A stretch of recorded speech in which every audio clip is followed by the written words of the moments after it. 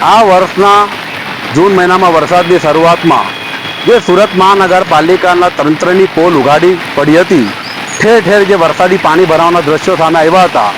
આજે સપ્ટેમ્બર 19 તારીખ થઈ ગઈ અને એ પરિસ્થિતિ જે 4 મહિના અગાઉ હતી એ જ પરિસ્થિતિ આજે પણ ઠેરને ઠેર રહી છે. ખાસ કરીને સુરત મહાનગરપાલિકાના સાઉથ ઇસ્ટ લિંબાયત ઝોન કે જે ઝોન સામાન્ય પ્રજાના પ્રાથમિક સુવિધાના કામો કરતા ભારતીય જનતા પાર્ટીનું કાર્યાલય વધુ હોય એ પ્રમાણેની નીતિ રીતિએ કામ કરે છે. ભારતીય જનતા પાર્ટીના સંગઠનને વધુ મહત્વ આપતો હોય એમ સંગઠનના કામો થતા હોય, જેને લોકોની પ્રાથમિક સુવિધા પ્રત્યે અધિકારીઓ કોઈ ધ્યાન નથી આપ્યું કે કોઈ કામગીરી કરી નથી.